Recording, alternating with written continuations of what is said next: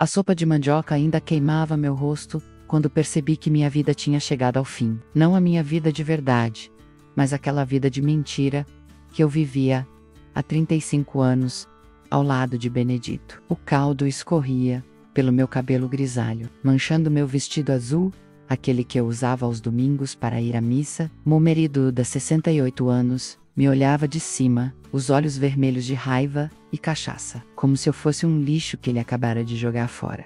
Comente se você já passou por alguma situação assim. E me fale de onde você está assistindo minha história.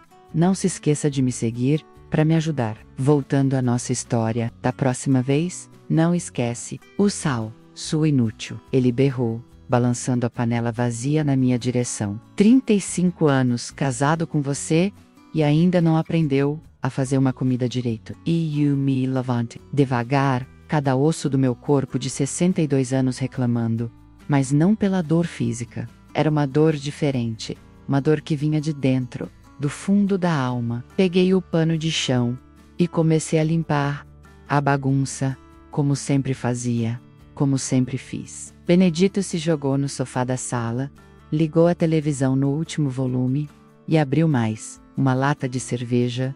Nosso casebre em Cascavel, no interior do Paraná, parecia menor naquela noite. As paredes descascadas, o cheiro de mofo que nunca saía, a geladeira velha fazendo barulho no canto da cozinha. Tudo aquilo de repente me sufocava, como se as paredes estivessem se fechando sobre mim, enquanto limpava o chão pela terceira vez naquela semana, por causa da violência do meu marido. Minhas mãos tremiam, não de medo, como sempre foi. Era diferente.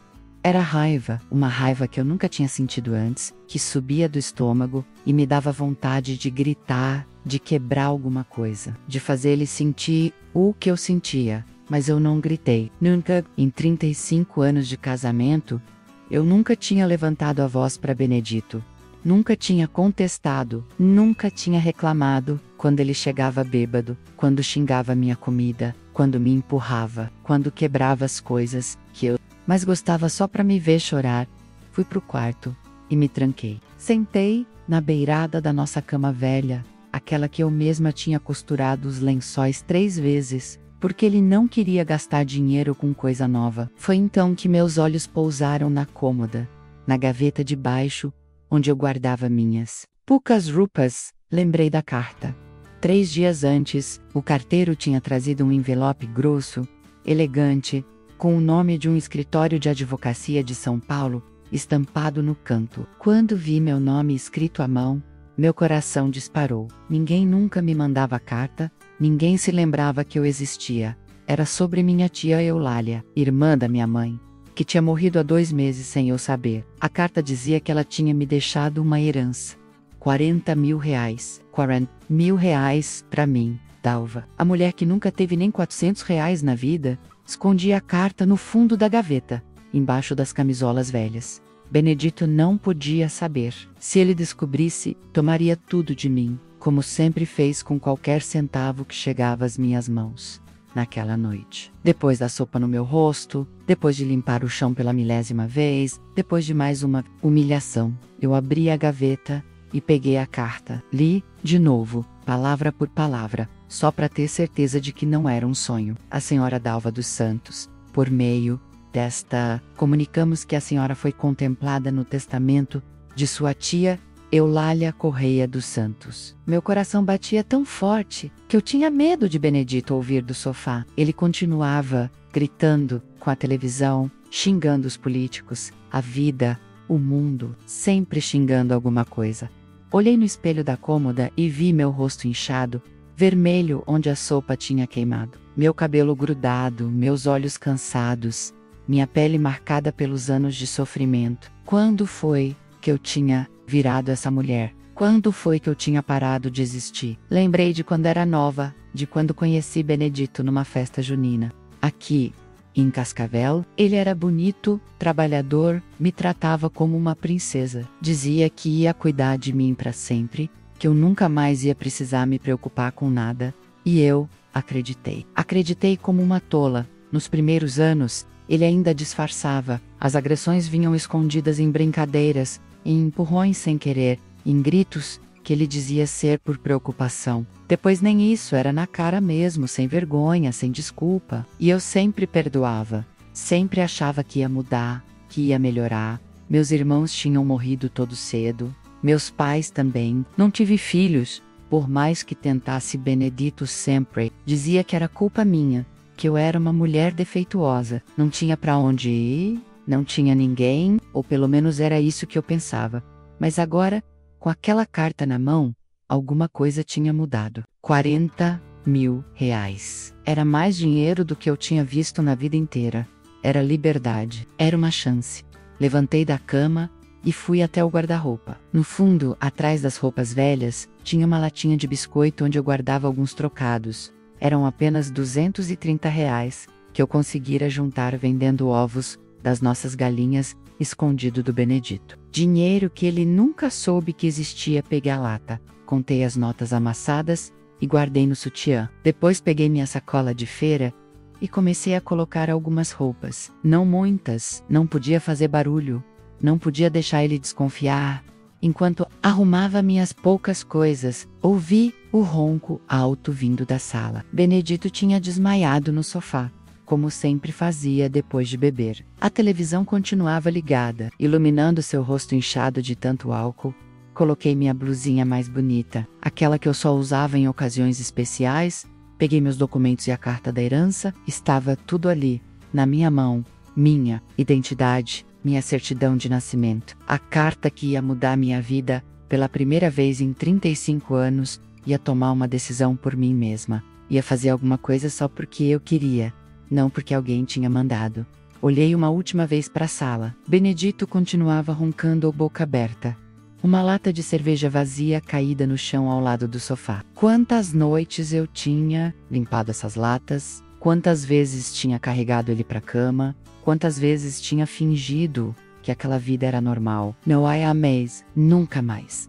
Abri a porta dos fundos bem devagar, cuidando para não fazer barulho. O relógio da cozinha marcava 3:30 da madrugada. Cascavel dormia, as ruas vazias, apenas os cachorros do bairro latindo ao longe. Caminhei pela rua escura carregando minha sacola. Cada passo me afastando daquela casa, daquela vida, daquele homem que tinha roubado os melhores anos da minha existência. Meu coração batia forte, mas não era medo, era esperança. A rodoviária ficava a uns 20 minutos caminhando. Eu conhecia bem o caminho, já tinha ido lá outras vezes comprar passagem para Benedito, quando ele precisava viajar a trabalho. Mas nunca para mim. Nunca tinha comprado uma passagem para mim.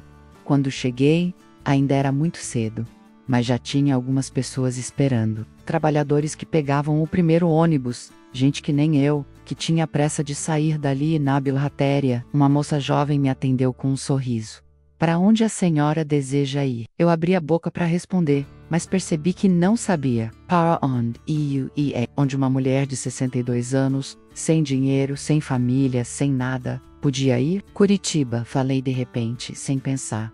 Curitiba era longe. Curitiba era grande. Em Curitiba, Benedito nunca ia me encontrar. Próximo ônibus sai às 5:30, senhora. São 65 reais. Paguei com os trocados que tinha guardado na lata de biscoito. 65 reais. Nunca tinha gastado tanto dinheiro de uma vez na minha vida, sem pedir permissão para ninguém. Sentei no banco da rodoviária esperando o ônibus, a sacola no colo, as mãos tremendo de nervoso. Outras pessoas chegavam, compravam passagens, conversavam ao telefone, vida normal, gente normal, fazendo coisas normais. Eu também era normal agora. Uma mulher normal, que tomava decisões normais, que comprava passagens de ônibus quando queria. Quando o ônibus chegou, subi devagar, escolhi um lugar na janela e me acomodei. O motorista ligou o motor. A rodoviária começou a ficar para trás. E eu vi Cascavel desaparecer no retrovisor.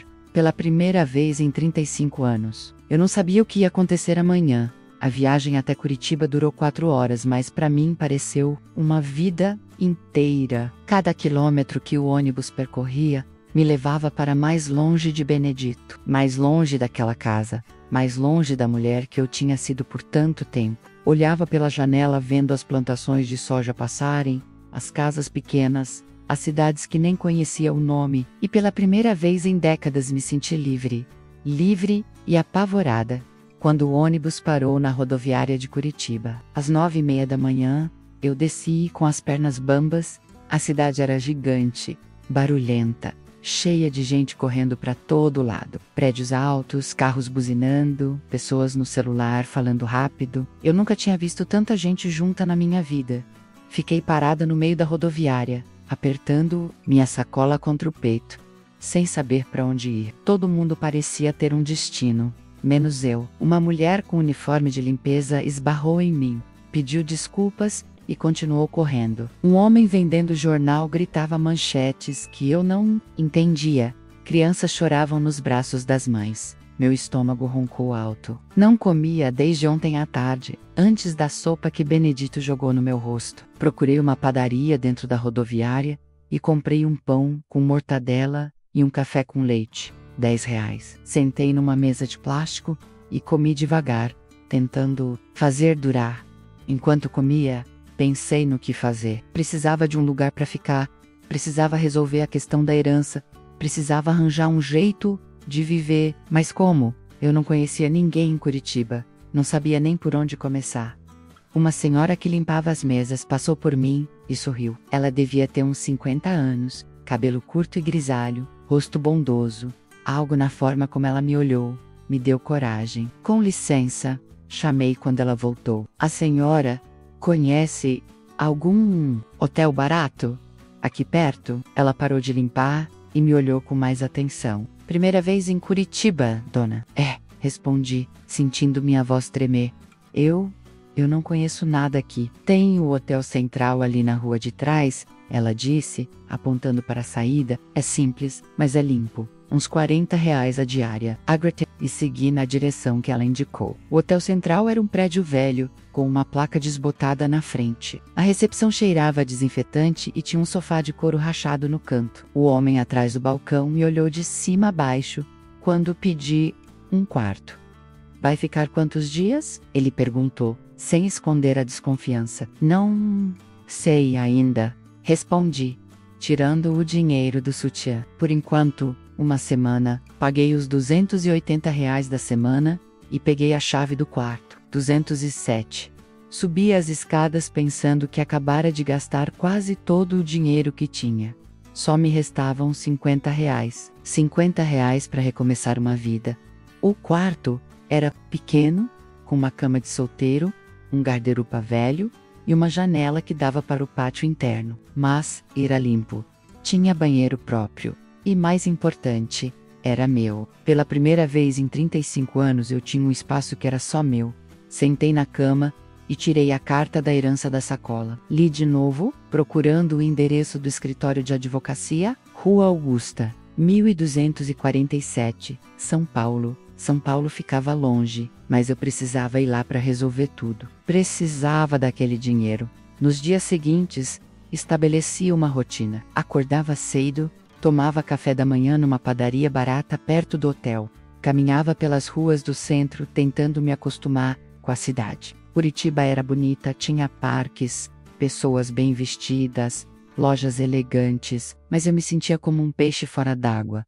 No terceiro dia, quando voltei para o hotel à tarde, encontrei uma mulher na recepção conversando com o gerente. Ela tinha uns 58 anos, cabelo pintado de loiro, roupas simples, mais arrumadas. Quando me viu subindo as escadas, ela me cumprimentou. Boa tarde, dona. A senhora é nova aqui no hotel? Sou, respondi, parando na escada. Por quê? É que eu trabalho aqui na recepção durante a semana. Meu nome é Nívia. E a senhora, Dalva? Nívia sorriu e desceu até onde eu estava. Desculpa a curiosidade, mas a senhora veio de onde? Não parece daqui de Curitiba? Contei que tinha vindo de Cascavel, mas não entrei em detalhes sobre o porquê. Nívia era simpática, falava bastante, e acabou me contando que morava numa casa pequena ali perto, sozinha com a filha de 30 anos. Sabe, Dalva, ela disse, baixando a voz, se a senhora quiser economizar, eu tenho um quartinho nos fundos da minha casa. É pequeno, mas é arrumadinho. Posso alugar por R$ 300 por mês. bem mais barato que hotel. Meu coração deu um pulo. R$ 300 por mês era muito melhor que R$ 40 por dia. Mas eu não tinha nem os R$ 300. É que eu tô meio sem dinheiro agora, admiti, sentindo o rosto esquentar de vergonha. Mas vou receber uma herança em breve. Aí, posso pagar direitinho, não tem problema, Nívia disse sorrindo. A senhora parece ser pessoa direita, pode vir morar lá? Quando receber a herança a gente acerta tudo. No dia seguinte, peguei minhas coisas e fui para a casa de Nívia. Era uma casa pequena, de madeira, num bairro simples, chamado Portão. Tinha uma salinha, uma cozinha, 2 quartos e um banheiro. O quartinho que ela me ofereceu ficava nos fundos, separado da casa principal. Era bem pequeno mesmo. Só cabia uma cama e um guarda-roupa, mas tinha janela e era limpo. A filha de Nívia se chamava Raquel. Era uma moça bonita, magra, com cabelo comprido e alisado. Trabalhava numa loja de roupas no centro e chegava em casa sempre cansada e mal-humorada. Quando Nívia me apresentou, Raquel me cumprimentou com educação, mas vi desconfiança em seus olhos. Mãe, a senhora tem certeza disso? Ouvi Raquel sussurrar para Nívia na cozinha, pensando que eu não escutava. A gente não conhece essa mulher. E se ela for maluca? E se ela trouxer problemas? Ai, filha, não exagera, Nívia respondeu. A Dalva parece ser uma boa pessoa, e uns trocadinhos a mais não vão fazer mal. Fingi que não ouvi nada, mas aquelas palavras me doeram. Eu entendia a desconfiança de Raquel. Eu realmente era uma estranha aparecendo do nada, mas me machuquei mesmo assim. Nos primeiros dias, tentei ser a melhor inquilina possível. Na limpeza da casa, fazia compras no mercado, cozinhava para as duas. Nívia ficava contente. Dizia que eu era uma bênção na vida delas. Mas Raquel continuava fria, distante. Uma semana depois, Raquel chegou em casa com uma novidade. Ela disse, me chamando na cozinha onde eu preparava o jantar. Falei com minha patroa sobre a senhora. Ela precisa de uma faxineira nova. 2 salários mínimos, do segunda a sábado. A senhora tem interesse? Meu coração disparou. 2 salários mínimos. Era mais dinheiro do que eu tinha visto junto. Na vida, tenho sim, respondi, quase gritando de alegria. Quando posso começar? Amanhã mesmo, se quiser. É na Boutique Elegância, olhe no centro. A dona se chama Celeste. Naquela noite, quase não consegui dormir de tanta animação. Finalmente ia ter um trabalho, um salário, ia poder me sustentar, ia poder pagar o aluguel para Nívia e começar a juntar dinheiro para ir a São Paulo resolver a herança. Mas no fundo do peito, tinha um aperto. Raquel tinha sido gentil demais comigo de repente. Depois de uma semana me tratando com frieza, por que de uma hora para outra estava me ajudando? Era desconfiança minha. Eu pensava, talvez ela tivesse percebido que eu não era perigosa, que eu só queria viver em paz. Talvez ela tivesse ficado com dó da minha situação ou talvez não. No dia seguinte, me arrumei com minha roupa mais bonita e fui para a Boutique Elegância. Dona Celeste era uma mulher de uns 40 anos, bem vestida, com unhas feitas e cabelo sempre arrumado. Me explicou o serviço limper a loia, organizar as roupas, fazer café para as clientes, cuidar do estoque. É um trabalho simples, ela disse, mas exige dedicação. Não posso ter funcionária relaxada. Prometi que ia me dedicar ao máximo. Comecei naquele mesmo dia, limpando cada canto da loja, como se fosse minha própria casa. Dona Celeste ficou satisfeita, disse que eu era caprichosa e que ia dar certo. Por 2 semanas, tudo correu bem. Eu trabalhava de segunda a sábado, das 8 às 6, voltava para casa cansada, mas feliz. Pela primeira vez na vida, eu tinha um trabalho, um salário que era meu. Não precisava pedir permissão para ninguém. Não precisava aguentar grito. Não precisava ter medo. Mas aí as coisas começaram a dar errado. Primeiro, Raquel veio me cobrar taxas extras. Disse que eu gastava muita energia elétrica no meu quartinho, que demorava muito no banho, que usava muita água, que os R$ 300 de aluguel não cobriam meus gastos. Vai ter que ser 400, ela disse. Séria, a conta de luz veio alta por causa da senhora. Eu não discuti. R$ 400 ainda era menos da metade do meu salário. mas fiquei com um nó na garganta, porque Raquel não parecia mais a moça que tinha me ajudado a conseguir o emprego.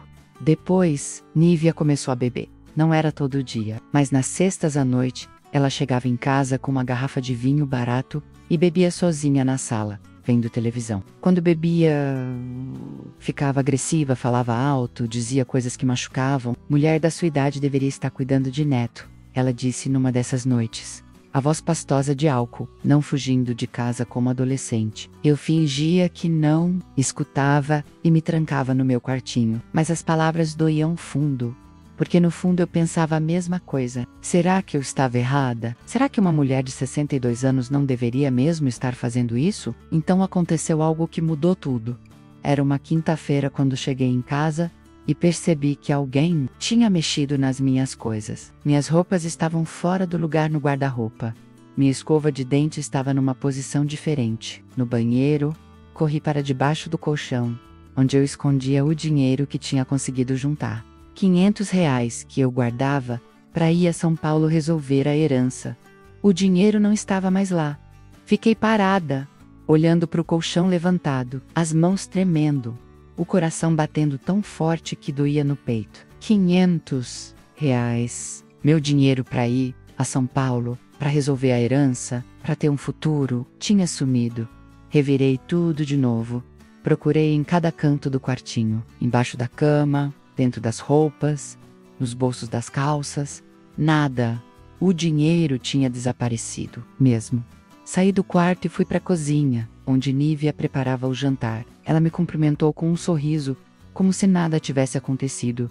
Nívia, falei, tentando manter a voz calma. Alguém entrou no meu quarto hoje? Não que eu saiba, ela respondeu, mexendo o feijão no fogão. Por quê? Aconteceu alguma coisa? Sumi o dinheiro do meu quarto, R$ 500 que eu guardava debaixo do colchão. Nívia parou de mexer o feijão e me olhou com cara de espanto. R$ 500? Nossa, que coisa horrível! Tem certeza que não guardou em outro lugar? Tenho certeza, sempre guardei ali. Que situação, né? Ela balançou a cabeça, fingindo preocupação. Deve ter sido alguém da rua. Às vezes entra ladrão nas casas quando a gente sai, mas eu sabia que não tinha sido ladrão da rua. A porta da casa estava trancada quando cheguei, e só Nívia e Raquel tinham a chave. Além disso, um ladrão não mexeria só nas minhas coisas com tanto cuidado, tentando disfarçar. Raquel chegou do trabalho 1 hora depois, carregando várias sacolas de compras, roupas novas, sapatos, maquiagem, coisas que ela nunca compra. Vá antes. Nossa filha, Nívia comentou, olhando as sacolas. Onde arranjou dinheiro para tanta coisa? Ganhei uma comissão boa na loja? Raquel respondeu, evitando meu olhar. Vendi bastante esta semana. Eu não falei nada, mas meu estômago... Raquel trabalhava como vendedora há meses e nunca tinha falado de comissão. Nunca tinha chegado em casa com sacolas de compras caras. Naquela noite, não consegui dormir. Ficava olhando para o teto do quartinho, pensando se devia confrontar Raquel, se devia falar mais claramente com Nívia. Mas eu tinha medo. Medo de ser expulsa dali, medo de ficar na rua, medo de não ter para onde ir. No dia seguinte, no trabalho, Dona Celeste percebeu que eu estava diferente. Dalva, você está bem? Ela perguntou. Parece preocupada. Contei sobre o dinheiro que tinha sumido, sobre minhas suspeitas. Dona Celeste me ouviu, balançando a cabeça. Essas coisas acontecem quando a gente confia em desconhecido, ela disse. Você deveria ter mais cuidado. As palavras dela me machucaram, mas eu sabia que tinha razão. Eu tinha sido ingênua, tinha confiado rápido demais em pessoas que mal conhecia. Durante a semana, as coisas em casa ficaram estranhas. Raquel continuava chegando com coisas novas, sempre com uma desculpa diferente. Nívia bebia mais, ficava mais agressiva comigo quando estava embriagada. Você é uma encostada, ela disse numa dessas noites de vinho. Mulher da sua idade, fugindo de casa, dando trabalho para os outros. Eu pago aluguel, respondi, tentando me defender. Ajudo com as contas da casa, R$ 400. Não paga. Nem a comida que você come, ela retrucou. Sem falar na energia, na água, no gás, Comecei a perceber que Nívia estava inventando desculpas para me cobrar mais dinheiro. Primeiro foram os 400 de aluguel. Depois ela disse que eu tinha que pagar R$ 50 de energia elétrica. Depois mais 30 de água. Depois 40 de gás. No final do primeiro mês de trabalho, quando recebi meu salário, de 2 salários mínimos, já devia mais de R$ 500 para Nívia, só de taxas extras da casa. É assim mesmo, ela disse quando questionei as cobranças. Casa custa caro para manter. Se não pode pagar, procura outro lugar. Eu não tinha outro lugar, e ela sabia disso. Um dia, voltando do trabalho, peguei Raquel mexendo no meu guarda-roupa. Ela fingiu que estava apenas organizando, mas eu vi que tinha revistado todas as minhas coisas. O que você está fazendo no meu quarto? Perguntei, tentando controlar a raiva na voz. Desculpa, dona Dalva, ela disse, sem se alterar. Mammy pediu para eu ver se a senhora não esqueceu roupa suja aí. Amanhã é dia de lavar. Era mentira. Eu sempre lavava minhas próprias roupas. Nívia sabia disso. Raquel estava procurando mais dinheiro, vendo se eu tinha escondido mais alguma coisa naquela noite. Depois que as duas dormiram, fui para a cozinha e liguei para o escritório de advocacia de São Paulo. Precisava resolver logo a questão da herança, sair daquela casa, começar uma vida nova de verdade. O advogado que me atendeu se chamava Antônio Silva. Tinha uma voz grave, séria. Parecia confiável. Senhora Dalva, ele disse, a senhora precisa vir pessoalmente assinar os documentos. Não pode ser por telefone. Eu sei, doutor, mas estou com dificuldades de dinheiro para viajar. Não pode esperar mais um tempo? Olha, senhora, há prazos legais para essas coisas. Se a senhora não vier em até 2 meses, pode perder o direito à herança. Meu sangue gelou. Perder a herança? Aqueles R$ 40 mil eram minha única esperança de uma vida melhor. Mas, doutor, eu trabalho, vou conseguir juntar o dinheiro da passagem. Só preciso de mais algumas semanas. Tudo bem, mas não demore. E a outra coisa, a herança é um pouco mais complicada do que parecia na primeira carta. Sua tia deixou não só o dinheiro, mas também um pequeno apartamento em Londrina. Vai precisar de mais documentos. Um apartamento? Meu coração disparou. Eu ia ter não só dinheiro, mas uma casa própria? Que tipo de documentos, doutor? Certidões, comprovantes de parentesco, algumas coisas. Quando a senhora vier, eu explico tudo direitinho. Desliguei o telefone com o coração acelerado. Um apartamento em Londrina, R$ 40 mil. Era mais do que eu tinha sonhado. Mas também estava mais longe do que eu imaginava. Na semana seguinte, as coisas pioraram ainda mais em casa. Nívia começou a beber quase todo dia. E quando bebia, ficava impossível de conviver. Gritava comigo por qualquer coisa. Me acusava de estar ocupando espaço demais. De comer demais. De gastar demais. Você está custando mais do que está pagando? Ela disse numa dessas brigas. Ou paga mais, ou sai da minha casa. Raquel apoiava a mãe nessas horas, concordando com tudo, me olhando como se eu fosse um peso insuportável. Um dia, no trabalho, Dona Celeste me chamou no estoque. Ela estava séria, diferente do jeito simpático de sempre. Dalva, preciso conversar com você. Sim, Dona Celeste. Aconteceu alguma coisa? É sobre uns pães que estão sumindo da padaria do lado. O dono disse que viu uma mulher, da idade da senhora saindo com pães embaixo do braço. Meu mundo desabou. A senhora acha que fui eu? Não sei, Dalva, mas preciso perguntar. Você levou alguma coisa da padaria? Claro que não. Minha voz saiu mais alta que eu queria. E eu, nunca, Ruben. Nada na minha vida. Calma, calma. É só para esclarecer. Mas o Silas, dono da padaria, disse que vai chamar a polícia se não pararem os sumiços. Silas, eu conhecia ele da padaria onde comprava meu café da manhã às vezes. Um homem de uns 45 anos, sempre muito atencioso comigo, sempre fazendo comentários sobre minha aparência, sobre como eu era conservada para a idade. Dona Celeste, eu juro que não peguei nada. Talvez o Silas esteja confundindo. Espero que o sim. Dalva, porque se descobrir que foi você, vou ter que te demitir. Voltei para casa naquela tarde arrasada. Primeiro o dinheiro roubado, depois as cobranças excessivas de Nívia, agora uma acusação de roubo no trabalho. Parecia que tudo estava desmoronando ao mesmo tempo. Entrei no meu quartinho e me joguei na cama, chorando como não chorava há muito tempo. Será que eu tinha feito a coisa errada saindo de casa? Será que Benedito não era tão ruim assim? Pelo menos com ele eu tinha um teto, comida, não precisava me preocupar com dinheiro. Foi então que o telefone tocou. Era um número desconhecido, mas quando atendi, reconheci a voz imediatamente. Dalva, era Benedict. Meu marido tinha descoberto onde eu estava. A voz de Benedito no telefone me gelou o sangue. Como ele tinha conseguido meu número? Como ele sabia onde eu estava? Dalva, eu sei que é você, ele disse. A voz mais calma do que eu esperava. Não adianta fingir. Minha primeira reação foi desligar, mas alguma coisa me fez ficar na linha. Talvez fosse curiosidade, talvez fosse medo do que ele podia fazer se eu desligasse na cara dele. O que você quer? Benedito quer que você volte para casa. Chega dessa bobagem de fugir como um adolescente rebelde.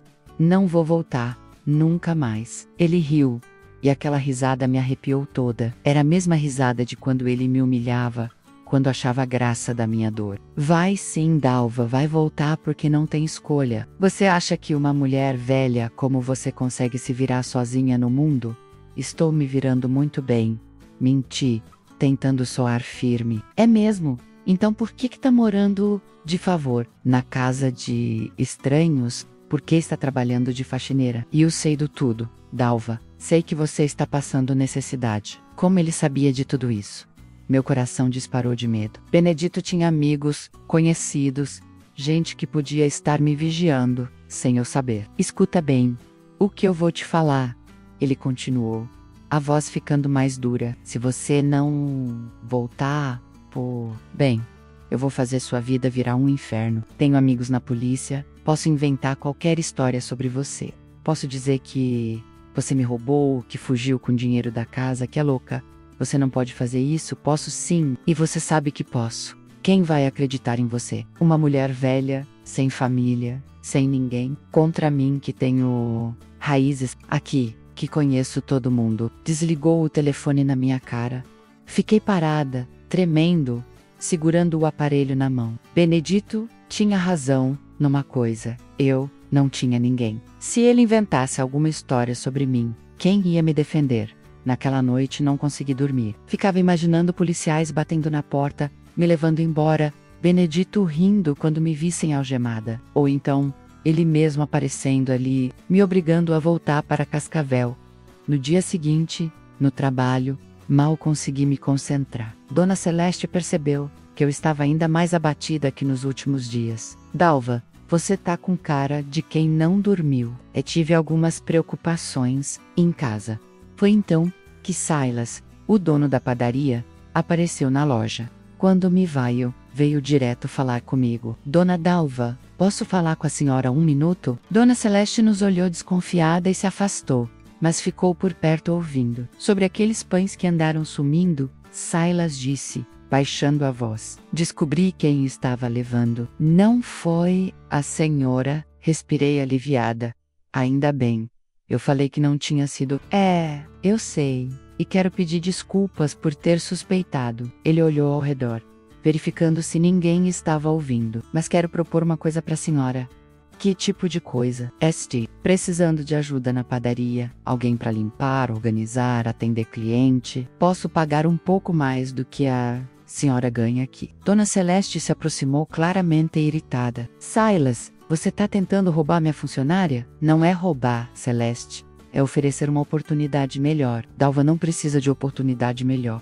Ela tá bem aqui. Silas me olhou nos olhos, um sorriso estranho no rosto. Pence, na minha proposta, Dona Dalva, posso até ajudar com outras coisas. Meradia, por exemplo, tenho um quartinho em cima da padaria. Alguma coisa na forma, como ele falou, me deixou desconfortável. Havia uma insinuação no tom de voz dele, um jeito de me olhar que eu não gostei. Obrigada pela proposta, respondi, mas por enquanto tô bem aqui. Ele deu de ombros e saiu. Mas antes de ir embora se virou para mim. Se mudar de ideia, é só aparecer lá. Dona Celeste ficou brava comigo pelo resto do dia. Como se eu tivesse culpa da proposta de Silas, tratou-me com frisa, encontrou defeito. Em tudo que fiz, reclamou da minha limpeza, da forma como organizei as roupas. Quando cheguei em casa naquela tarde, encontrei Nívia bebendo na cozinha. Era só 4 horas da tarde, mas ela já estava com os olhos vermelhos de álcool. Dalva, preciso falar com você, ela disse, a voz arrastada.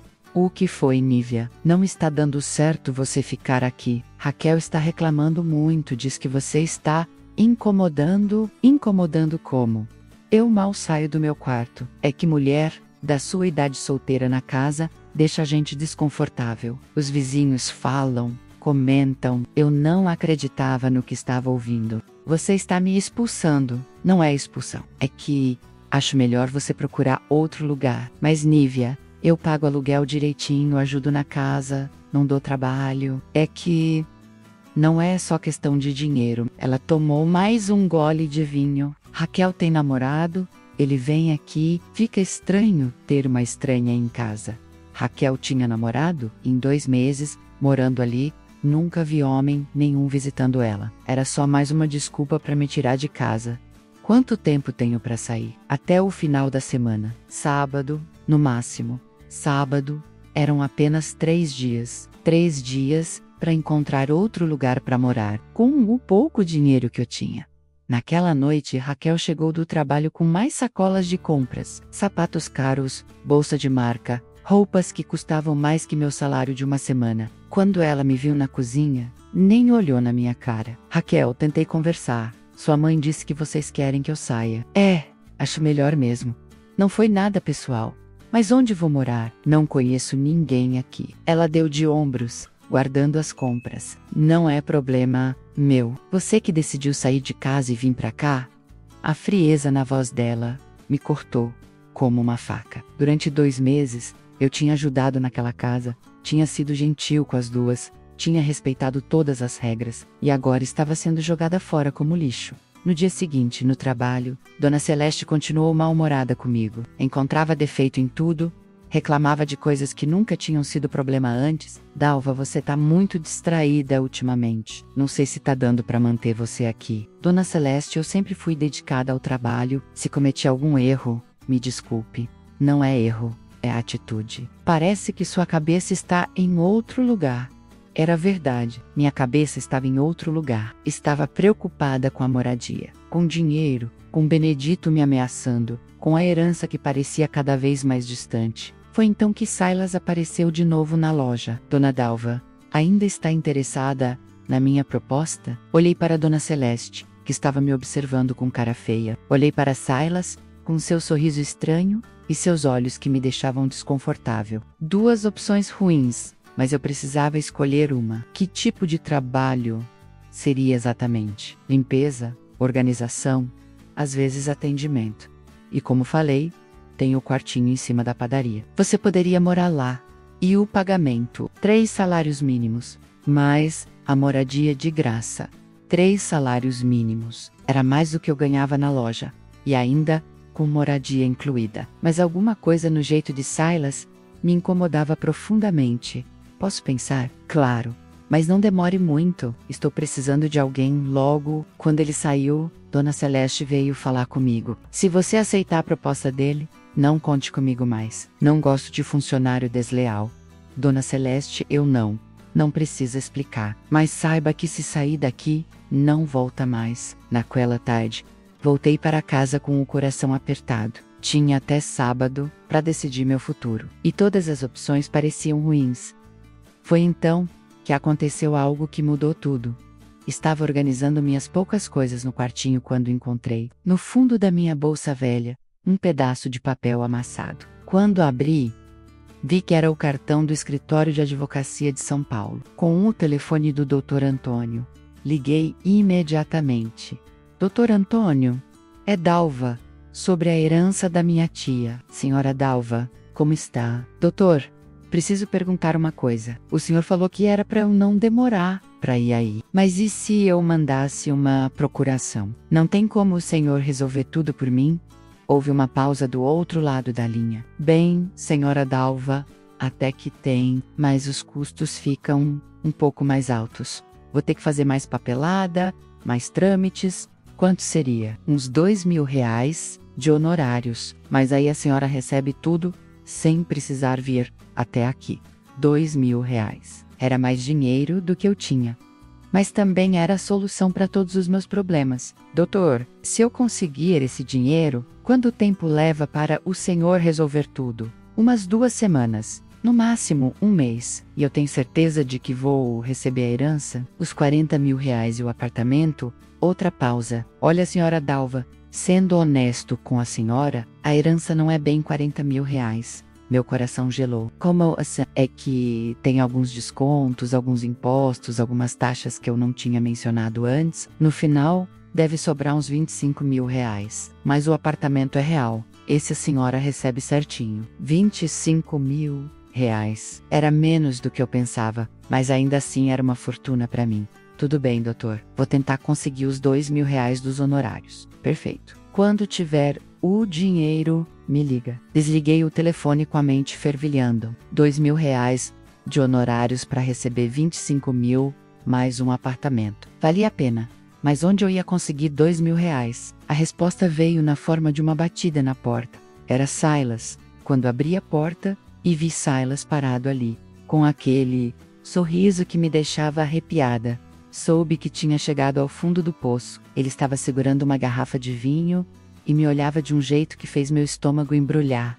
Dona Dalva, posso entrar? Trouxe um presentinho para conversar sobre nossa parceria. Silas, não é uma boa hora. Estou arrumando minhas coisas. É exatamente por isso que vim. Soube que a senhora vai ter que sair daqui. Que coincidência, não é? Justo quando tenho uma proposta boa para fazer. Ele empurrou a porta e entrou sem esperar minha permissão. Nívia estava na cozinha, já bêbada, e apenas acenou para ele como se fosse um conhecido. Dona Dalva, Silas disse, sentando no sofá da sala como se estivesse em casa. Vou ser direto. Preciso de uma mulher para cuidar da padaria e da casa. Alguém experiente que saiba como agradar um homem trabalhador. A forma como ele falou me deixou com nojo. Entendi perfeitamente o que ele estava insinuando. Não estou interessada nesse tipo de trabalho, respondi, tentando manter a voz firme. Dona Dalva, não seja tão rápida para julgar. Estou oferecendo 3 salários mínimos,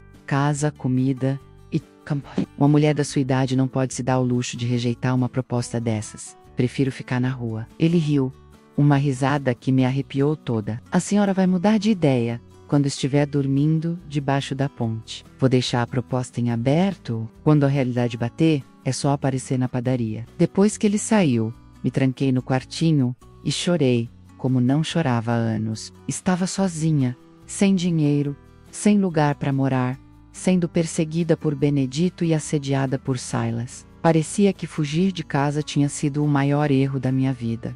No dia seguinte, sexta-feira, Dona Celeste me demitiu. Dalva, seu rendimento caiu muito nas últimas semanas. Vou ter que dispensar você. Dona Celeste, por favor, preciso muito desse trabalho. Decisão tomada. Pode pegar suas coisas. Saí da loja carregando minha bolsa, sem salário, sem trabalho, sem perspectiva. Caminhei pelas ruas de Curitiba, me sentindo invisível, como se fosse um fantasma que ninguém via. Foi então que resolvi fazer uma ligação desesperada. Peguei o cartão do Dr. Antônio e liguei para ele. Doutor, é Dalva de novo. Sobre os honorários, o senhor não poderia descontar direto da herança? Assim eu não precisaria arranjar os R$ 2.000 agora. Bem, senhora Dalva, isso é irregular, mas posso fazer uma exceção. Só que aí os honorários ficam um pouco mais altos. R$ 3.000. R$ 3.000. Era mais caro, mas era minha única saída. Pode ser, doutor? Quando o senhor consegue resolver tudo? Mande uma procuração por Sedex hoje mesmo, e em 2 semanas está tudo resolvido. A senhora vai ter R$ 22.000 líquidos e as chaves do apartamento em Londrina. R$ 22.000. Era menos ainda, mas continuava sendo mais dinheiro do que eu já tinha visto na vida. Corri até os correios e mandei todos os documentos necessários. Gastei meus últimos R$ 50 com Sedex, cartório e cópias. Agora só restava esperar. No sábado, dia de sair da casa de Nívia, arrumei minha sacola pela segunda vez em 2 meses. Nívia nem se despediu, estava dormindo de ressaca. Raquel saiu cedo e só deixou um bilhete dizendo que eu podia deixar a chave em cima da mesa. Voltei para o hotel barato onde tinha ficado quando cheguei em Curitiba. O mesmo quarto 207, a mesma cama estreita, o mesmo cheiro de desinfetante, só que agora eu estava quebrado. Consegui pagar apenas 3 diárias com os trocados que me restavam. Durante aqueles 3 dias, vivi de pão com mortadela e água da torneira. Não tinha dinheiro nem para café. Ficava deitada na cama do hotel, olhando para o teto, pensando se não deveria ligar para Benedito e aceitar voltar para casa. Oi, na terça-feira que meu telefone tocou, senhora Dalva, aqui é doutor Antônio.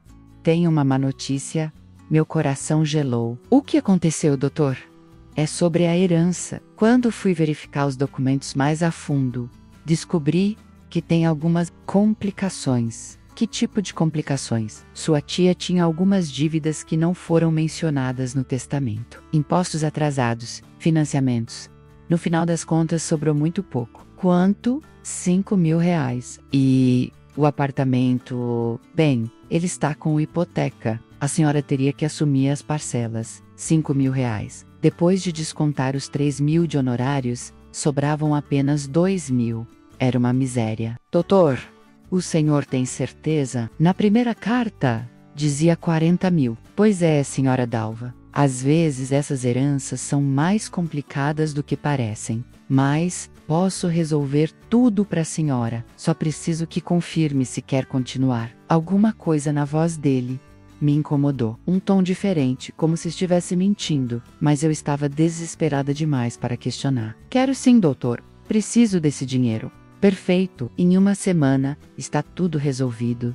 Desliguei o telefone com o coração apertado. 2 mil reais não era muito, mas era o suficiente para eu sair de Curitiba, ir para outra cidade, tentar recomeçar de novo. Foi então que recebi uma ligação que mudou tudo.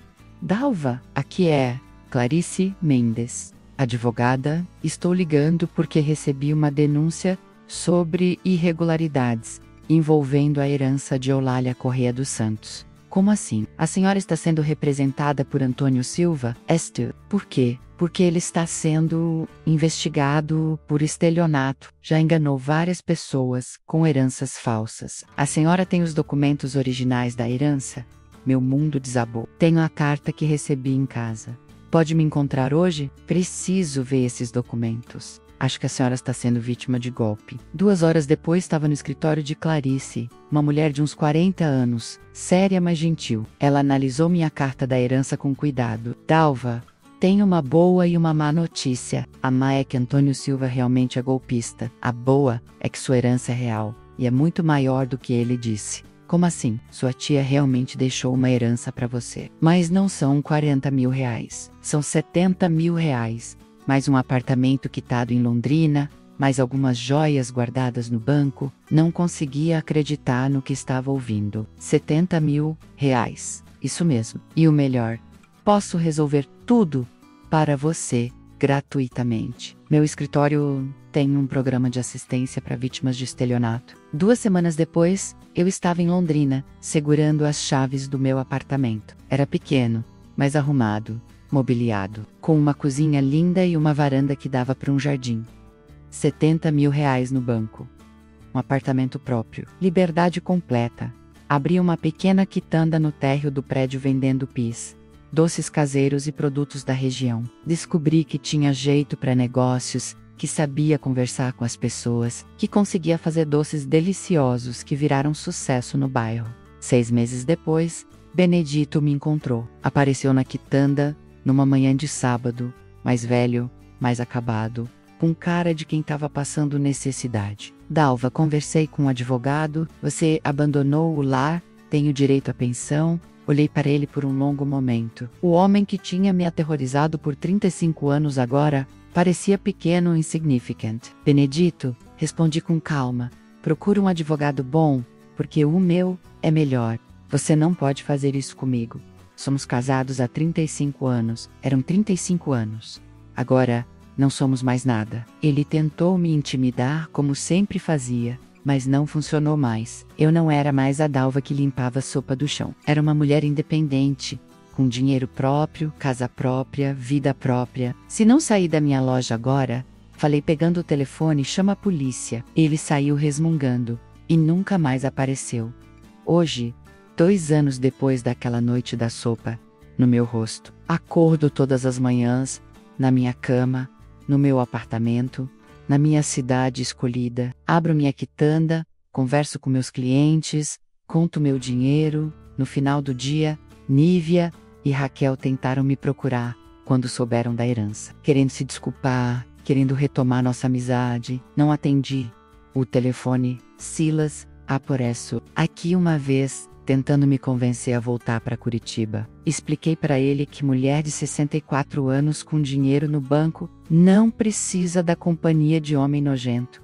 E todas as noites, quando fecho a quitanda e subo para meu apartamento, olho no espelho e vejo uma mulher diferente. Uma mulher que aprendeu que nunca é tarde para recomeçar, que nunca é tarde para ser respeitada, que nunca é tarde para ser livre. A Dalva que vivia com Benedito morreu naquela noite da sopa. A Dalva que vive hoje nasceu no ônibus para Curitiba, cresceu durante os meses de sofrimento e se tornou adulta quando segurou as chaves do próprio apartamento. Cada real que ganho é meu. Cada decisão que tomo é minha. Cada dia que vivo é escolha minha. E isso não tem preço.